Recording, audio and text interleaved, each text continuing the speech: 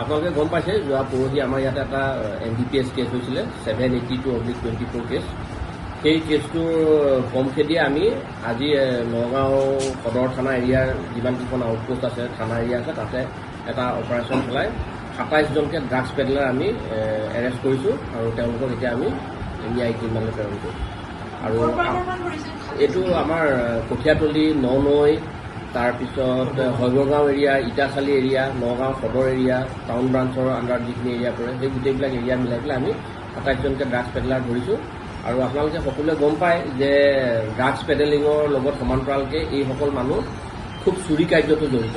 কাৰণ যিকেইখন মানুহ ড্ৰাগছক্ত হয় তেওঁলোকে ডেইলি ড্ৰাগছটো ল'বৰ কাৰণে মানে চুৰিজাতীয় কাৰ্যত নিজকে লিপ্ত হয়।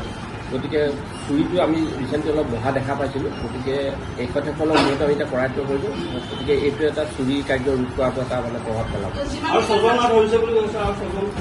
আৰু এটা কেছ আছে, এইটো এক্সিছ বেংকে এটা কেছ এটা দিছে। সেই কেছটোৰ ভিত্তিত ভুৱা আইডেণ্টিটি কাৰ্ড আধাৰ কাৰ্ড বনাই পেলাই এক্সিছ বেংকৰ পৰা লোন লোৱা অপৰাধত আমি 6জনকে চাইবাৰ অপৰাধী আমি গ্ৰেপ্তাৰ কৰিছোঁ। এইটো বেচিকেলি ধিং আহোমগাঁও অঞ্চলৰ পৰা আমি 6জন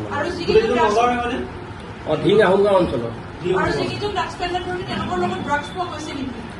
অলৰেডি পৰহি যিটো কেছ হৈছিলে তাতে ড্ৰাগছ পোৱা গৈছে আৰু তাৰে যিটো তেওঁলোকৰ ডাউন লিংক মানে যাক যাক তেওঁলোকে ছাপ্লাই দিয়ে এই ছাপ্লায়াৰসকলক আমি ধৰিছোঁ বা বজাৰ যি যি চলাই আমি তেওঁলোকক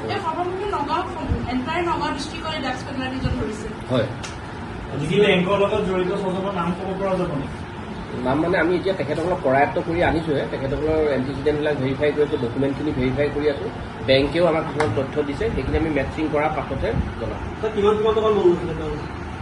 সেইখিনি এতিয়া ডিছক্ল'জ কৰিব পৰা নাযাব। বেংকে ইনিচিয়েলি আমাক গোটেইখিনি তথ্যও দিয়া নাই, অলপ এটা কমপ্লেইন এটা দিছে আৰু চিম্পল ইনপুট কিছুমান দিছে। সেইখিনি ভিত্তিতহে আমি মানুহখিনি উঠাই আনিম।